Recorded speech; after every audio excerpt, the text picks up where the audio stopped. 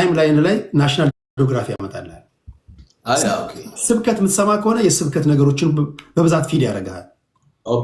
ሳይንስና ቴክኖሎጂ ከፈለግ ሳይንስና ቴክኖሎጂ እና የሰውን እንትን ይሄ ቅድም አርቲፊሻል ኢንቴሊጀንስ ያርከው የሰው አእምሮ ያጠናል።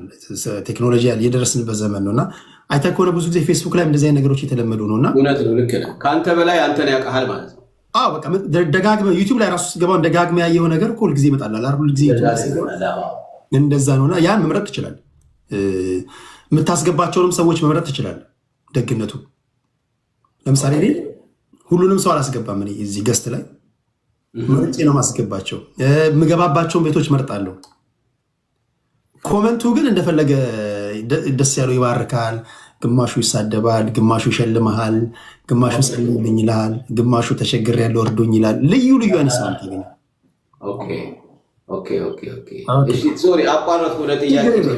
ችግር የለውም። እየተዘጋጀ ስለሆነ ወደ ቲክቶክ ለመምጣት እንትን እንዳትል ብዬ ነው።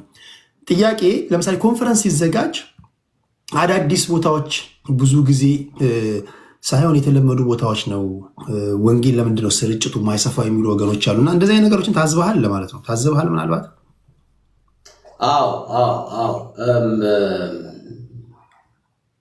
አይ ቲንክ በተወሰነ መልኩ ያው ይሄ ኢንተርቴን የማድረግ ባህል ሳናቀው ወደ ቤተክርስቲያን የገባ ይመስለኛል። ምንድነው ኢንተርቴን ማድረግ ማለት? ሰዎች ሊሰሙትና ሊወዱት የሚፈልጉትን ነገር ማቅረብ ማለት ነው። ሰዎች የተለያየ አይነት ኢንትረስት አላቸው። ስለዚህ ያንን ኢንትረስት ነው መስማት የሚፈልጉት እና ባይ ዘ ዌይ እንዲህ አይነት መጽሐፍ ቅዱስ ራሱ ይናገራል። የመጨረሻው ዘመን አንዱ ምልክት ሰዎች በቃ የሚፈልጉትን ነገር እንዲሰሙ ይሆናሉ። ያንን ብቻ ይፈልጋሉ ማለት ነው እና ስለዚህ ምንድነው ኢንተርቴይኒንግ አይነት ካልቸር በተወሰነ መልኩ የገባ ይመስለኛል። ስለዚህ ጀስት ከፐርፎርማንስ ወይም ደግሞ ከህዝብ ቁጥር ጋር የተያያዙ ነገሮች ላይ ፎከስ ማድረግ የሚለው ነገር አሲፍ እንደ መንፈሳዊ ስኬት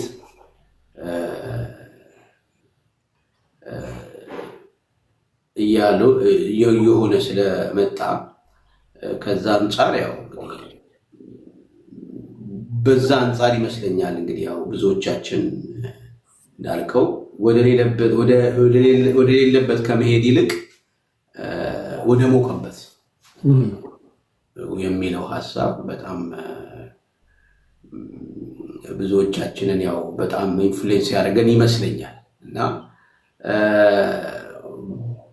ወንጌል ግን እንደሱ አይደለም። ወንጌል ዋጋ የሚያስከፍል ነገር ነው እና አይ ቲንክ እንዳልኩ ይሄ ኢንተርቴኒንግ አይነት ኢንተርቴን የማድረግ ሰዎችን ኢንተርቴን የማድረግ ካልቸር ውስጣችን ሲገባ ፎከስ የምናደርገው ከሰዎች ስሜት ጋር ነው እና ያ ነገር ይመስለኛል እንግዲህ ብዙ ወደዛ እንድንሄድ ያደረገን። ያልከው ግን ልክ ነው። ወንጌል ግን ዋጋ የሚያስከፍል ወደሌለበት ቦታ እንድንሄድ ነው መጽሐፍ ቅዱስ የሚነግረን። ኦኬ፣ ሌላኛው ማህበራዊ ሚዲያ ላይ እኔ አሁን ከፖለቲካው እና ከማህበራዊ ጉዳዮች ጎን ለጎን የተለያዩ የእምነት ሰዎች ይመጡና አንድ ከኦርቶዶክስ አንድ ከፕሮቴስታንት አወያየን ይላሉ።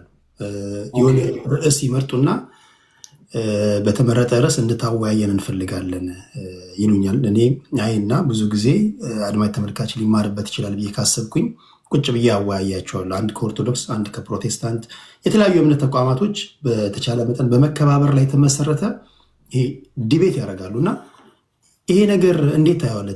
የተለያዩ እምነት ከፕሮቴስታንት ከኦርቶዶክስ ከእስልምና ከተለያዩ እምነት ተቋማቶች መጥተው ስለ እምነታቸው ውይይት በሰላማዊ መንገድ ማድረጋቸው ማህበራዊ ሚዲያ ላይ ተገቢ ነው ብለህ ታስባለህ ወይስ እንዲህ ያለ ነገር መድረግ የለበትም ብለው ከሚያስቡ ሰዎች ማን ነው? እንግዲህ እስካሁን ሰምቼ አላውቅም። በአንተ ሚዲያ እንግዲህ እንደዚህ አይነት ነገር ይደረጋል፣ ዩቲዩብ ላይ ይደረጋል። ይደረጋል ልክ እንዳደጉት ሀገራት በአንድ በተመረጠ ጉዳይ ላይ ነው ወይስ ጀስት ኢን ጀነራል? ለምሳሌ ኢየሱስ ክርስቶስ አብም ወልድም ሆሊ ስፒሪትም ነው የሚሉ አሉ። ሌሎች ደግሞ አይደለም የሚሉ አሉ። ነው የሚሉ እንዴት ነው የሚሉበትን መንገድ ያሳያሉ።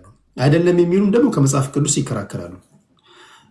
በእመቤታችን ቅድስት ድንግል ማርያም ዙሪያ ላይ ታማልዳለች አታማልድም በሚሉት ጉዳዮች ላይ ርዕስ እየመረጡ እንዲህ አይነት ዲቤቶች መለመዳቸው ተገቢ ነው ብለህ ታስባለህ?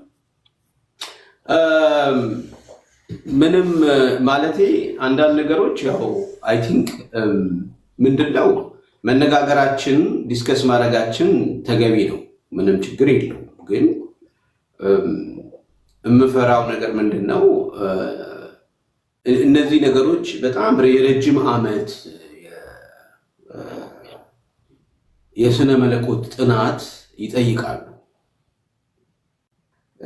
ዝም ብለን ትንሽ ቁንጭን ነገር ይዘን መተን የምናወራቸው ጉዳዮች አይደሉም እና ፍርሃቴ ምንድነው የኛ ሰው ሲናገር ምን ይላል? ምንድነው ትንሽ እውቀት ይገላል ይባላል አይደል? እና ስለዚህ እውቀታችን ወይም ደግሞ መረዳታችን ምን ያህል በዛ ጉዳይ ላይ ተዘጋጅተናል፣ ምን ያህል በዛ ጉዳይ ላይ አጥንተናል፣ ምን ያህል በዛ ጉዳይ ላይ ተዘጋጅተን ጊዜ ወስደን አካዳሚካሊ ቢሆን ማለት ነው እና በትምህርትም ደረጃ ቢሆን ምን ያህል ዝግጅት አድርገናል። ምክንያቱም ብዙዎችን ይዘን ነው ልንጠፋ የምንችለው፣ እንደገና ደግሞ ብዙዎችን ልናደን የምንችለው። ስለዚህ ምናልባት ከላይ ከላይ የሆነ ነገር እንዳይሆን ያስፈራኛል። ሌላው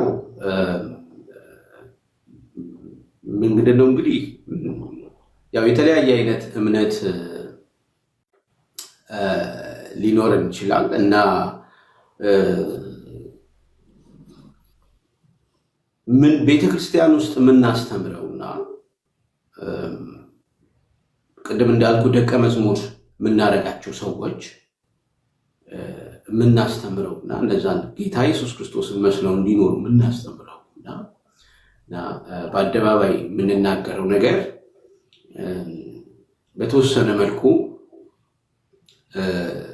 ጥንቃቄ በሁለቱ መካከል ጥንቃቄ ሊኖርበት ይገባል ብዬ አስባለሁ። ምንድነው አንዳንዴ በአደባባይ መነገር የሌለባቸው ነገሮች አደባባይ ላይ ሲነገሩ፣ በአደባባይ መነገር ያለባቸው ነገሮች ደግሞ አደባባይ ላይ ሳይነገሩ ሲቀርቡ፣ እንደገና ደግሞ በቂ ዝግጅት የማድረጋችን ጉዳይ ያሳስበኛል። ትንሽ ነገር ይዘን ይሆን ወይ የምንነጋገረው? ምክንያቱም ብዙ መጽሐፍት፣ ብዙ የስነ መለኮት አዋቂዎች ብዙ የጻፉበትን ነገር እኛ ብዙ ያሉበትን ነገር እኛ በቃ አንድ ጥግ ላይ ይዘን አንዷን ብቻ ይዘን ጀስት በቃ በ15 ደቂቃ ውስጥ ያንን ኤክስፕሌን ለማድረግ በአንድ ሰዓት ውስጥ ያንን ኤክስፕሌን ለማድረግ መሞከር። ምክንያቱም ስነ መለኮት በጣም ሰፊ ነው፣ በጣም ሰፊ ነው፣ በጣም ብዙ ዝግጅት ይጠይቃል እና ያ ያስፈራኛል እና ያው ዘመናችንም ደግሞ ያው ብዙ ነገር ይሄ ከላይ ሱፐርፊሻል የሆነ ነገር አይደል ያለው ዘመናችን ላይ እና አንደኛ በሌላውም ሳይድ ያለውን አመለካከት ለማየት ያንን ለመረዳት ያለን አንደርስታንዲንግ ምን ያህል ነው የሚለውን ነገር መረዳት ያስፈልጋል፣ ማየት ያስፈልጋል። እንደው ዝም ብለን እኛ ስለመሰለን ብቻ ሁሉ ሰው በአንድ ከረጢት ውስጥ መክተት የለብንም። ስለዚህ ምን ለማለት ብዬ ነው፣ ሰፊ ዋይድ የሆነ እንትን የሚጠይቅ ነገር ነው። ምክንያቱም እንዳለ አጠቃላይ ስትመለከተው ሁሉ ነገር አሁን ፖላራይዝድ ነው። በጣም ጥግ ፈር የለቀቀ አይደል? ጥግና ጥግ ላይ የያዘ ነገር ወደዛ ነው እየሄድን ያለ ነው አይደል? አካሄዳችን እንደሱ ነው። ፖለቲካው እንደሱ እየሆነ ነው። በሃይማኖቱም ደረጃ እንደሱ የሆነ ነው። ይሄ ማለት እምነታችንን እንሽጥ እንለውጥ ማለት አይደለም፣ ወይ ኮምፕሮማይዝ እናድርግ ማለት አይደለም። ኮምፕሮማይዝ ምን እንዴት እንደሆነ ምንድን ነው እናመቻምች ማለት አይደለም። ግን በቂ ዝግጅት ሳይኖረን ከመናገር አለመናገር ይበልጣል የሚለውን ነገር ነው እኔ ብዙ አቴንሽን ሰጥቼ የምናገረው። ወይም በደንብ ሊልከው ወይም በመንፈሳዊ ቋንቋ የቃል ሙላት ሳይኖራችሁ ለአደባባይ ላይ ውይይት ባትመጡ። ምክንያቱም አንዳንድ ጊዜ ከምታለሙት የምታጠፉት ሊመጥ ስለሚችል ያለንበት ዘመን 21ኛው ክፍለ ዘመን ስለሆነ እያንዳንዱ ነገር ሪከርድ ስለሚደረግ ጥንቃቄ የሚያስፈልገው ነገር ስለሆነ ነው። ኦቨሮል ሀሳቡን ከዝቼዋለሁ። አንድ ጥያቄ ላክልና ደግሞ አድማጭ ተመልካቾቻችንን በዝማሬ እንባርካቸዋለን። ከመዝሙር ጋር የተያዘ አንድ ጥያቄ ላንሳ እስኪ። ስንት ካሴቶች አሉ ፓስተር? እኔ እንግዲህ የራሴ ካሴቶች 6 ናቸው። አንደኛው ቁጥር ካሴቴ ከወጣ አሁን 33 ዓመት ሆኖታል። 34 ዓመት 34 ወይ 33 ቆይ ማሰብ አለብኝ በደንብ እና በኢትዮጵያ አሁን እንግዲህ ስንት ነን? 2018 ነን አይደል? በኢትዮጵያ 2018 መስለኛ። አንደኛ ቁጥር ካሴት የወጣው በ1986 ነው። 34 ማለት ነው። 34 አካባቢ ከ2018 2018 1986 መቀነስ ነው። ቀሪው የካሴቱ እድሜ ነው።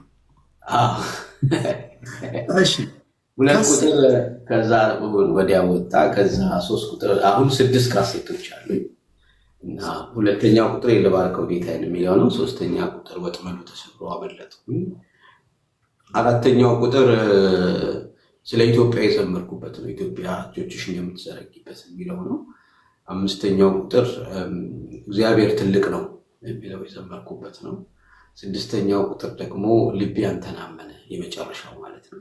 ከዛ ደግሞ ኮሌክሽኖች ብዙ ከተለያዩ ዘማሪዎች ጋር አብሬ ዘምሬያለሁ። አገለግልሃለሁ የሚለው ከተለያዩ ዘማሪዎች ጋር የዘመርኩት አለ። ሌሎች ደግሞ እንደዚህ ኮሌክሽኖች ምናምን ይወጣሉ እና ደግሞ ጀስት በሲንግል እንዲሁም ዘምራቸው አንዳንድ መዝሙሮች ደግሞ አሉ። ያው አሁን ከአገልግሎት ጋር ከመጋቢነቱም ጋር ተያይዞ እንደዚሁም ካለብኝ ኃላፊነት ጋር ተያይዞ ትንሽ ቢዚ ነኝ እና ብዙ እንዳልከው ሶሻል ሚዲያው ላይም አክቲቭ አይደለሁም።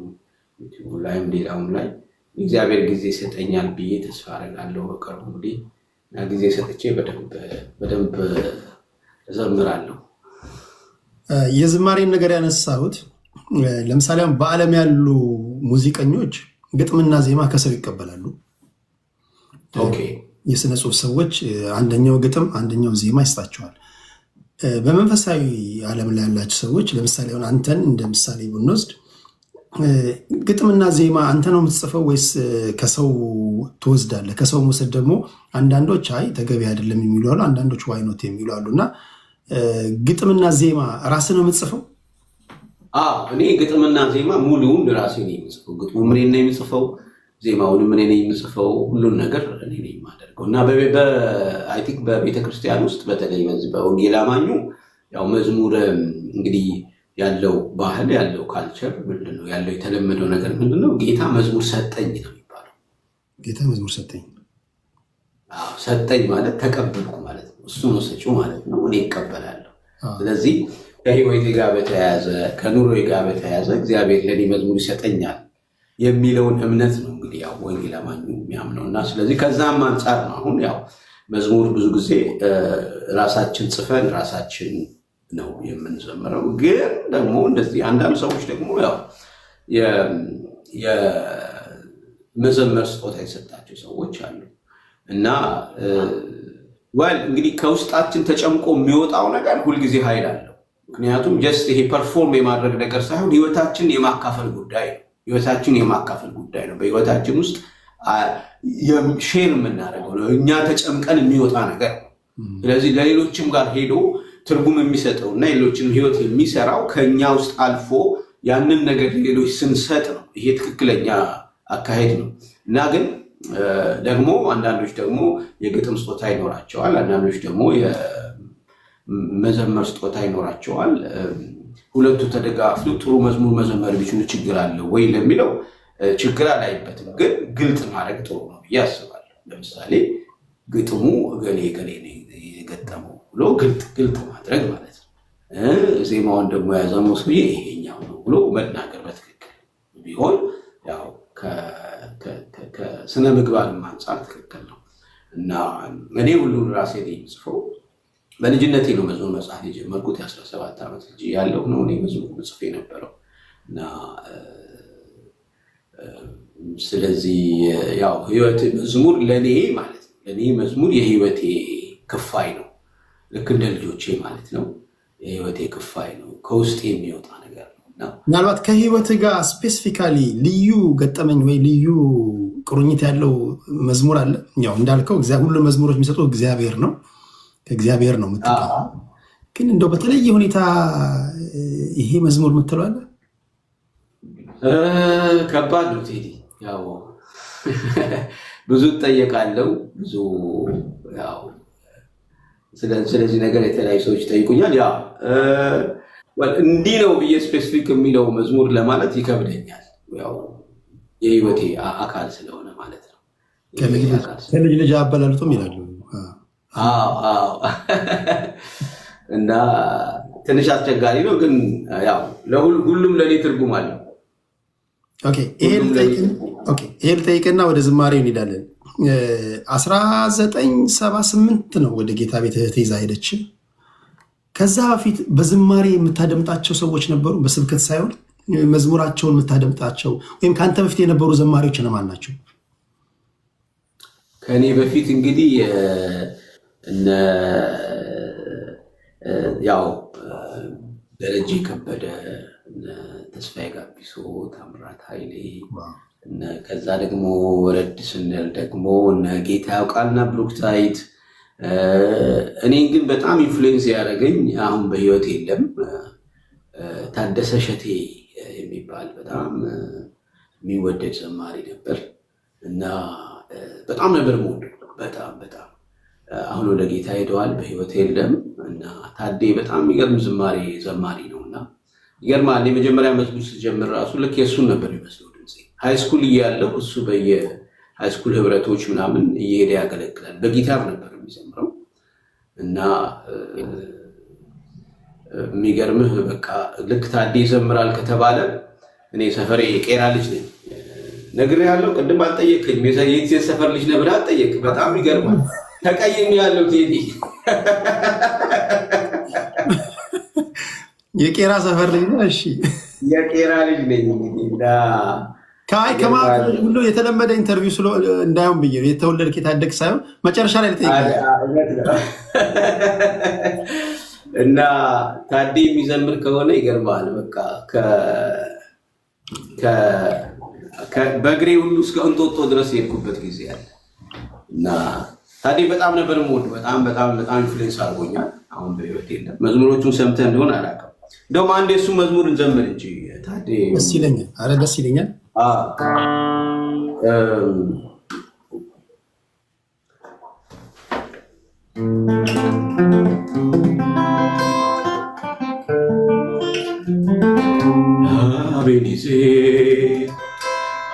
አቤኔዜር እስከ ዛሬ ድረስ እግዚአብሔር ረድቶናል፣ እንደተለመደ አድርጎልናል። ባሕሩንም ከፍሎ አሻግሮናል።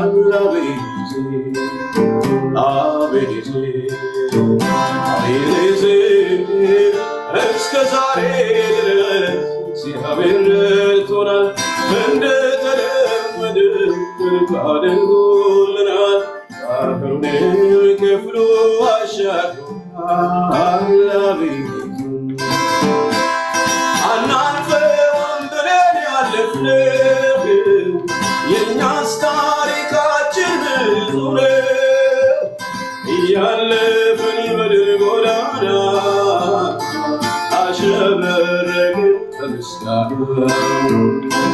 አናልፈውም ብለን ያለፍነው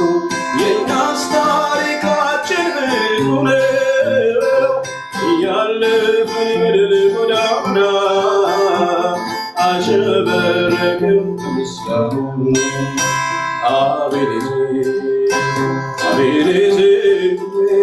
እስከ ዛሬ ድረስ እግዚአብሔር ረድቶናል። እንደተለመደው አድርጎልናል። አገሩንም ከፍሎ አሻግሮናል። አቤት እስከ ዛሬ ድረስ እግዚአብሔር ረድቶናል። እንደተለመደው አድርጎልናል። አገሩንም ከፍሎ አሻግሮናል።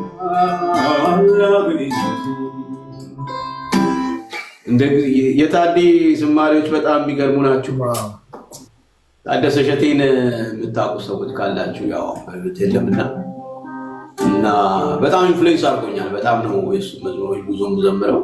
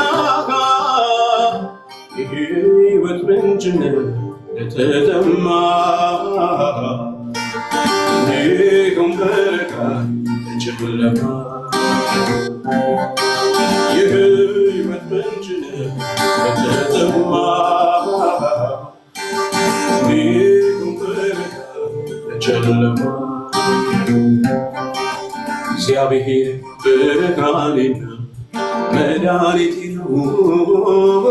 እግዚአብሔር ብርሃኔና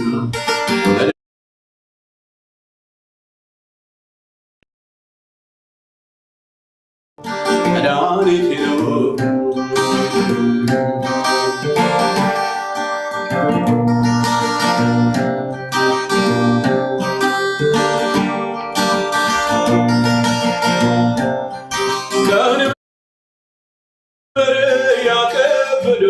በጫንቃዬ የነፍሴ ፈላጊ ባላንጣዬ እግዚአብሔር ከእግሬ ስር አስገዛልኝ እንድቀጠቅጥ አደረገ። ሰልፉ ቢነሳብኝ ልቤ አይፈራ። ጌታ ብርሃኔ ነው ለዘላለም። ሰልፉ ቢነሳብኝ ልቤ አይፈራ።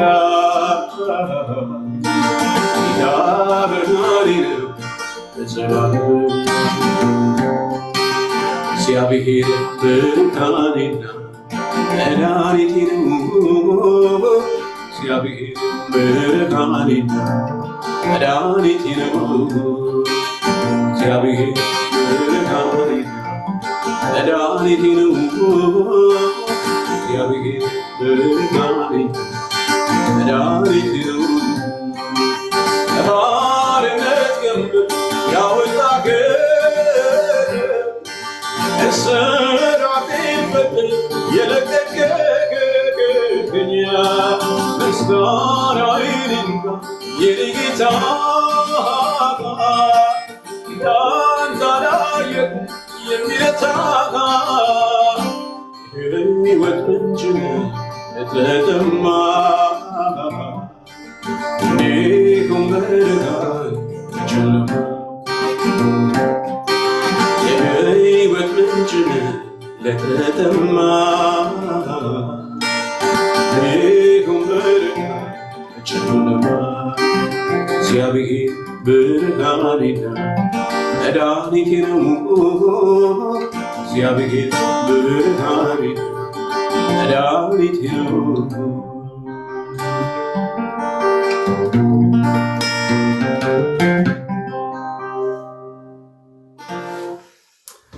ሃሌሉያ ዋው!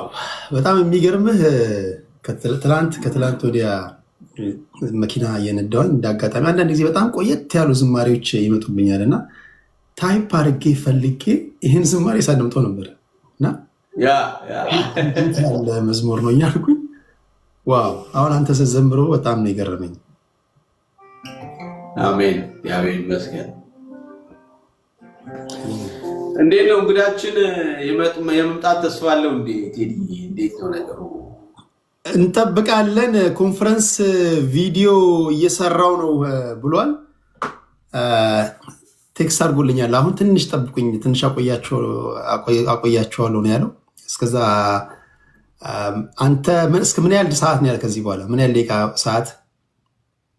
ከዚህ በኋላ እንግዲህ አይ ቲንክ ብዙ ሰዓት ያለኝ አይመስለኝም ቴዲ፣ አንድ 30 ደቂቃ ነገር ምናምን። በቃ 30 ደቂቃ በዛ ሰዓት ለአንተም ከወጣ በኋላ መምጣት ይችላል። ካልሆነም በሚቀጥለው እናደርጋለን ከሱ ጋር አንድ ጥያቄና በዝማሬዎች ቀሪውን ደቂቃ እናገባደዋለን ማለት ነው።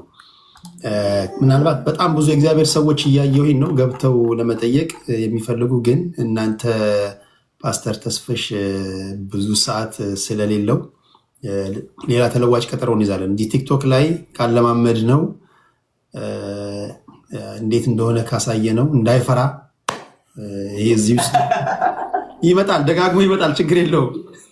ቆዳይ ጠንከር እንዲያደርገው መጸለያ ሻን ሰፋ ማድረግ ነው።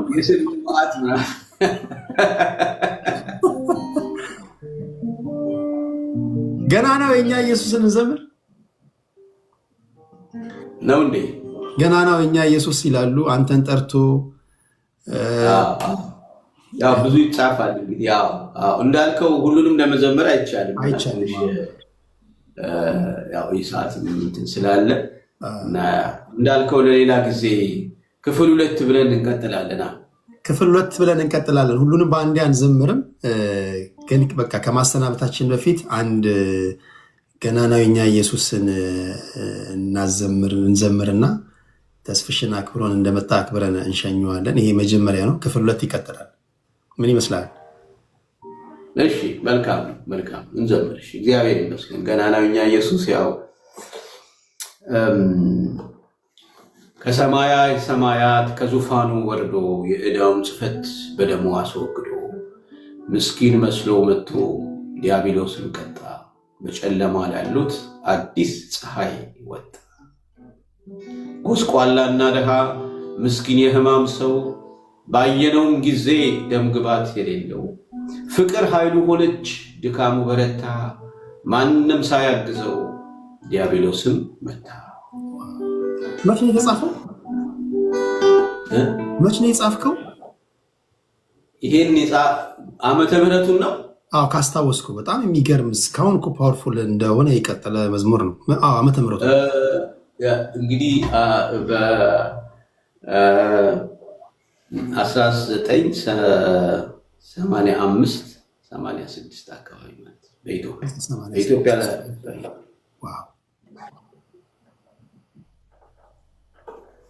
ከካሴቶች እኩል አካባቢ ማለት ነው። 86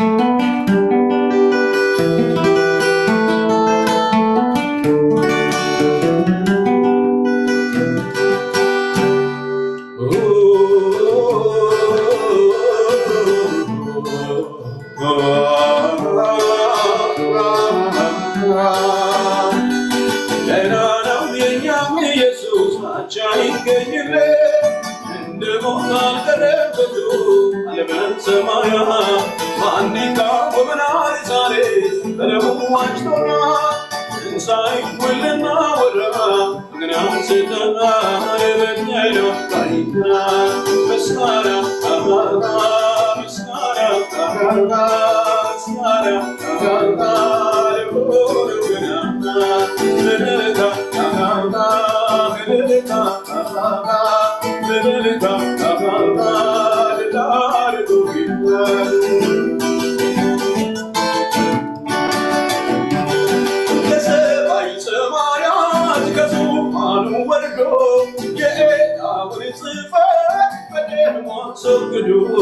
ምስኪን መስሎ መጣ ዲያብሎስን ገጣ በጨለማ ላለው አዲስ ፀሐይ ወጣ ገናናው የኛ ኢየሱስ አቻ ይገኝለት እንደ ሙት አልቀረበቱ አለበም ሰማያ በአንዲቃ ወመናል ዛሬስ በደሙ ዋጅቶናል ትንሣኤ ወረና ወራ ናፍስተና አይበገና ባይተራል ምስጋና ምስጋና ምስጋና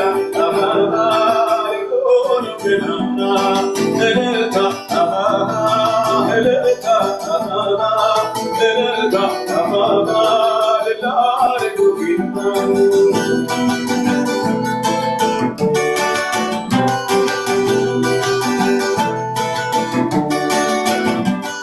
ጎስቋላና ደቃ ምስኪን የሕማም ሰው ባየነውም ጊዜ ደምግባ የሌለው በቅርብ ኃይሉ ሆነች ድካሙ በረታ ማንም ሳያግዘው ዲያብሎስን መታ ገናናው የኛ ኢየሱስ አቻ ይገኝለት እንደ ሙት አልቀረበቱ አለበም ሰማያ በአንዲቃ ወመናል ዛሬስ በደሙ ዋጅቶናል ትንሣኤ ወለና ወራ በገና ስተና አለበገና ባይተና ምስጋና ምስጋና ምስጋና ሆኖ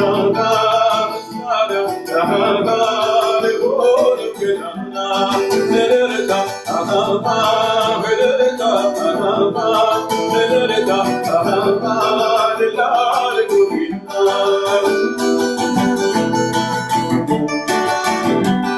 ስሙ ድንቅ በቃ የሰላም አለቃ ሞትን አረገማነ ስቃይ ያበቃ ገናና ገናና ገናና ለበሶ በኮታ በደልታ ስሙን ያወደሱ ገናናው የኛ ኢየሱስ አቻ ይገኝለት እንደ ሙት አልቀረበቱ አለበም ሰማያ በአንዲቃ ወመናል ዛሬስ በደሙ ዋጅቶናል ትንሣኤ ወለና ወራ በገና ስተና በገና ባይተናል ምስጋና ምስጋና ምስጋና ሆኖ ገናና እልልታ እልልታ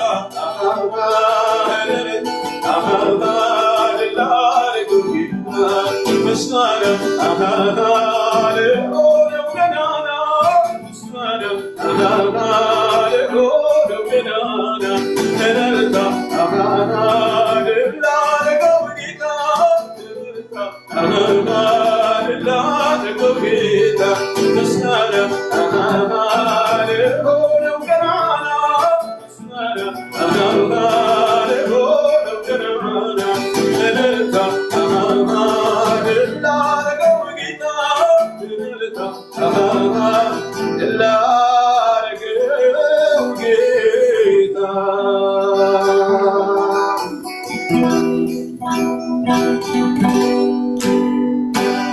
ሃሌሉያ። ሞትና መውጊያውን የሰበረው የናዝሬቱ ኢየሱስ ብቻውን ጌታ ብቻውን አምላክ ሃሌሉያ። ገናናው የኛ ኢየሱስ ብዙ ኃያላን ተነስተዋል። ብዙ ነገስታት ተነስተዋል። ብዙ ኃያላን ስማቸው በምድር ላይ ገኗል።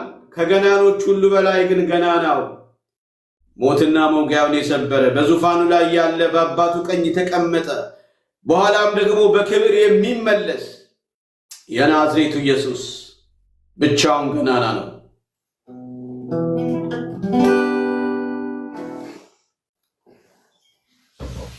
ዋው! እግዚአብሔር ይባርክ። በጣም የሚገርም ጊዜ ነው ያሳለፍነው። ዛሬ እንግዳችን የነበረው ከዚህ ቀደም እኔ ጋር እንግዳ ሆኖ የመጣው 2 ጊዜ የመጣው ፓስተር ተከስተ ጌትነት ነው። እንግዲህ የግል ጉዳይ ስለገጠመው ነው። አንድ ቪዲዮ የሰራ ስቱዲዮ ውስጥ ስለሆነ ነው ሰዓት እንዳጋጣሚ ያልበቃው። በቻለበት ሰዓት እንደሚመጣ ነግሮኛል። በሚቀጥለውም ደግሞ ይሄ መጨረሻ አይደለም፣ በሚቀጥለውም የምንገናኝ ይሆናል እንደው ከመውጣት በፊት የመጀመሪያው አክብረኸኝ እኔን ትንሹን ልጅ እዚህ ሶሻል ሚዲያ ላይ አምነህብኝ አድማጭ ተመልካቾችን የእግዚአብሔርን ቃል ያለፍክበትን የህይወት ሂደት ለማስተማር የእግዚአብሔርን ቃል ለማስተማር ልምድን ለማካፈል ስለመጣ ከልብ ነው የማመሰግነው። ዛሬ ስለጋበዝከኝ ጊዜ ስለሰጠኸኝ እኔም እግዚአብሔር ይባርክ። ይህን እድል ስለሰጠኸኝ ብዙዎችን እንዳገኝ ብዙዎችን ወደዚህ ነገር ደግሞ እንድተዋወቅ እድሉን ስለከፈትክልኝ በጣም እግዚአብሔር ይባርክህ። አመሰግናለሁ። በዚህ ያላችሁ በእውነት እንጠቀማለን። ከዚህ ውስጥ የምንማረው ነገር አለ፣ የምንጠቀመው ነገር አለ ብላችሁ ውድ ጊዜያችሁን ሰውታችሁ እኔን ለመስማት ጊዜ የወሰዳችሁ ሁሉ በዚህ ያላችሁ ሁሉ በጣም እግዚአብሔር ይስጥልኝ። ቴንኪ በጣም ነው የማመሰግናችሁ። ጊዜ ውድ ነገር ነው፣ ግን እኔን አምናችሁ እዚህ ቦታ ላይ ከኔ ለመስማት ጊዜ ወስዳችሁ ስለተቀመጣችሁ በጣም ነው የማመሰግናችሁ። እግዚአብሔር ይባርካችሁ፣ ጌታ ይባርካችሁ። ሁላችሁንም በጣም ወዳችኋለሁ። ቴንክ ዩ ሶ ማች። እንግዲህ እግዚአብሔር በረዳይ መጠን እዚህ ቦታ ላይ ያው እንግዲህ ቶሎ ቶሎ እየመጣው ድምፄን ለማሰማት ሞክራለሁ። እንዳልከኝ ሁሉ ነገር እዚህ ነው ያለው። ያው እየለመድኩት ነው። ስድቡንም ምናምን አንድ ሁለት ጊዜ ቀምሻለሁ፣ 3-4 ቀምሻለሁ እስካሁን። አንድ ሲስተም ሶሻል ሚዲያ ላይ ቲክቶክ ላይ ስትመጣ እንዳልኩ ሁሉም የዓለም ህዝብ እዚህ ነው ያለው። በቃ መሬት ላይ የምታገኘው ሁሉ እዚህ ነው ያለው። ሳምፕል ተወስዶ የመጣ ሁሉ ነው ይመስልህ። የሚባርክህ አለ፣ የሚራገም አለ፣ ገንዘብ የሚጠይቅ አለ፣ ተጨንቅ ያለው ጸልይልኝ የሚል አለ። ልዩ ልዩ ሰው ነው ያለው። አይታቸው በፍጹም የመጀመሪያው ነገር ብለህ ኮመንት ለመልካም ኮመንቶች ካልሆነ በስተቀር ቲክቶክ ላይ መልስ አይሰጥም። ኦኬ፣ አንዱ ትከሻን የምታጠነክርበት እሱ ነው። ኔጌቲቭ ነገሮች ሲመጡ ኔጌቲቭ ለዛ ምላሽ የሰጡ ሰዎች ብዙ ጊዜ ኔጌቲቭን እየወለደ ደግሞ እየበዙ ይሄዳሉ። በዛው መጠን ደግሞ የሚገርም በጣም የተባረኩ በጣም የተመሰገኑ የእግዚአብሔር ሰዎች አሉ። ኮመንቶችን ደግሞ ማየት ካልፈለግ ያግዟል። የእግዚአብሔር ሰዎች ሞዴሬተር የሚባል ነገር አለ። ኮንትሮል ያደርጋሉ ኮመንቱን። እነሱ ረባሾችን ሚዩት ያደርጋሉ። ግን አብዛኛው 95-98% እግዚአብሔር ያክብርልኝ እዚህ ቤት ያላችሁ በሙሉ ፍቅርና መልካም ኮመንቶችን ያየሁትና ግን ነገ ከነገ ወዲያ ስትመጣ እንዲያሉ ነገሮች ቢገጥሙ ምንም እንትን እንዳትል። ሌላው እዚህ ውስጥ ያላችሁ 4000 ሰዎች እባካችሁ ሁላችሁም አንዳችሁም ሳትቀሩ የተስፍሽን ስም እየነካችሁ ፎሎ አድርጉት። ነገ ላይ በሚገባ ሰዓት በቤቱ ዝማሬዎችን ትምህርቱን እንድትከታተሉ ሌሎች መረጃዎችም ካሉ በዛ በኩል እንድታገኙ። ላይቭ ስትገባ አስቀድመህ ነው የምትናገረው ማለት ነው ወይስ እንዴት ነው? እንዴት ያውቃሉ ሰዎች? እኔ ቴሌግራም ቻናል አለኝ። እኔ ስመጣ አስቀድሜ ነግሬያቸው በቴሌግራም አጀንዳ ጽፌ ነው የምመጣው። ተወያዮቼ አብዛኞቹ ያውቃሉ ባህሪን። ቴሌግራሜ ላይ ሄደው አንብበው የዕለቱን አጀንዳ ሰምተው አንብበው ይመጣሉ ተዘጋጅተው። እንደዛ ነው የማደርገው። አብዛኛው ሰው እንዳገኘው ሰዓት ነው። እኔ ያው ትንሽ ጠንከር ያለ ውይይት ስለማደርግ ነው ብዙ ጊዜ እንዲዘጋጁ ላይቭ የምገባበትን ሰዓት የምነግራቸው። አንተም ስትገባ ላይቭ የምትገኝበትን ሰዓት ወይ በፌስቡክ ወይም ደግሞ ሼር ማድረግ ትችላለህ፣ ወይ በቴሌግራም ሼር ማድረግ ያለህበትን እንዲያውቁ ማለት ነው። ቀላል ነው። ይሄ ነው እንግዲህ ህዝቡ ያለው እዚህ ከሆነ ህዝቡ ያለበት ነው መገኘት። እግዚአብሔር ይመስገን። እውነት ነው። ልክ ነህ። በጣም ቴንኪዩ ይህንን እድል ስለከፈትክልኝ እግዚአብሔር ይባርክ። በጣም ቴንኪዩ። ደግሞ ከስር ኮሜንቶችንም ያለው እኔ የኦርቶዶክስ እምነት ተከታይ ነኝ፣ ግን መዝሙርህን እሰማለሁ፣ ባረካለሁ፣ እግዚአብሔር ሲመሰገን ደስ ይለኛል የሚሉ ኮሜንቶችን አይቻለሁ። እግዚአብሔር ይባርካችሁ። የኦርቶዶክስ እምነት ተከታዮች ወገኖቼ በዚህ ያላችሁ ጌታ ይባርካችሁ። በጣም እውነት እኔን አምናችሁ ወንድሜን አምናችሁ ጊዜያችሁን ሰጥታችሁ ስለሰማችሁን በጣም እንወዳችኋለን፣ በጣም እናከብራችኋለን። ካለኝ የጊዜ እጥረት አንጻር ያው ልለያችሁ ተገድጃለሁ። በሚቀጥለው ግን ያው በሰፊው እገኛለሁ። እግዚአብሔር ይባርካችሁ። ተባረኩልኝ። ቴዲዬ እግዚአብሔር አክብርልኝ። ፓስተር ተባረክልኝ።